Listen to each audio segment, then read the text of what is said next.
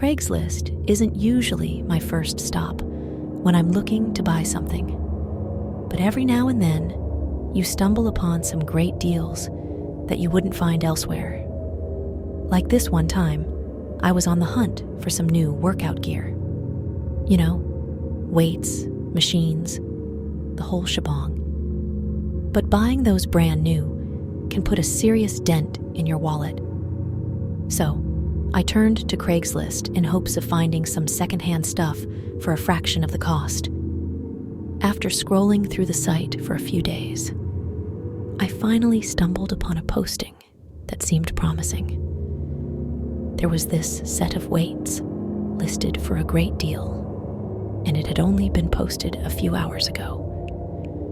The person who posted it went by the name Mary, so I shot her an email expressing my keen interest in purchasing the weight set as soon as possible. Surprisingly, Mary responded just a few minutes later, mentioning that she'd be available later that evening around 7 after she got home from work. It was a bit late, but since I was eager to get my hands on the weights, I didn't mind. I agreed to meet her, and she promptly provided her address. Naturally, I decided to do a quick search to pinpoint the location and check out what the house looked like. It turned out to be just a 20-minute drive away, located in a small neighborhood that I was quite familiar with. It rang a bell because one of my old friends used to reside nearby. The house itself seemed pretty ordinary, with no standout features other than its slightly aged appearance. Despite its age, nothing about it seemed off-putting, so that evening, I hopped in my car and made my way there. When I arrived, I found the house situated at the end of the road in a quiet cul-de-sac.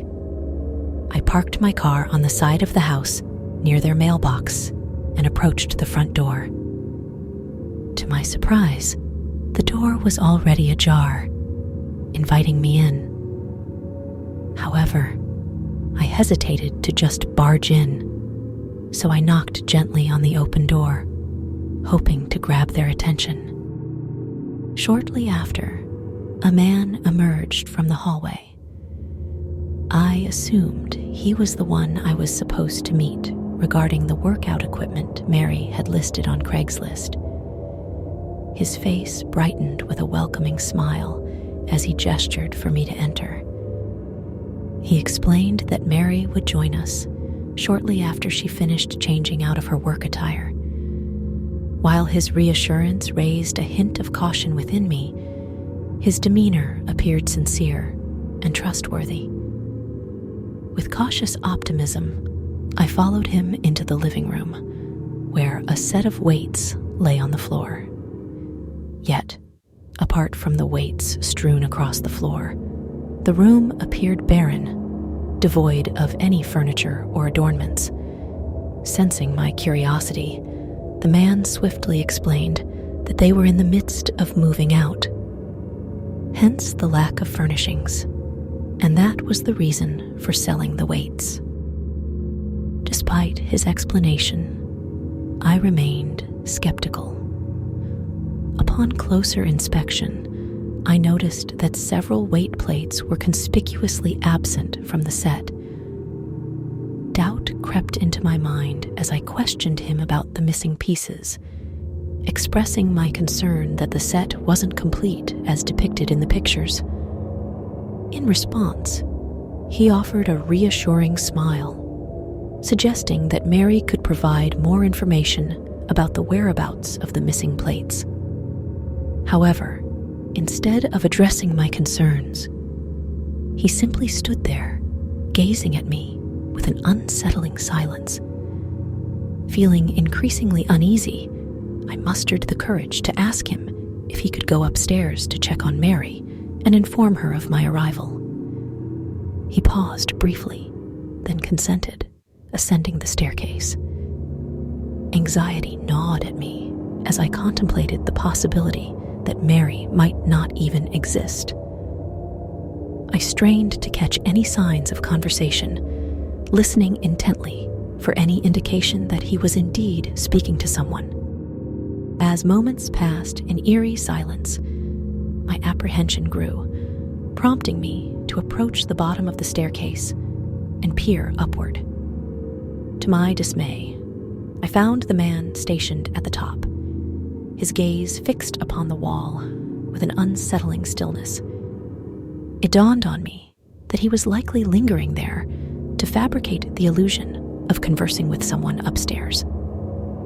Panic surged through me as the realization set in that I had fallen into a trap, ensnared in a situation fraught with danger. I hastened my pace toward the front door, doing my best to move quietly so as not to draw the man's attention. However, the moment I began to turn around, the sound of heavy footsteps thundering down the stairs filled the air.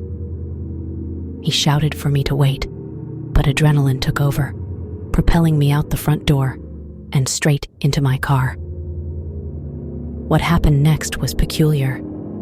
As I started driving away, I saw the man emerge from the house, sprinting around the side of the building in a manner that seemed both frantic and aimless.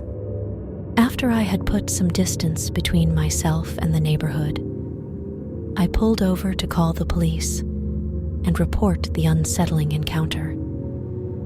Although I couldn't be sure of the man's intentions, every instinct told me he was scheming something nefarious.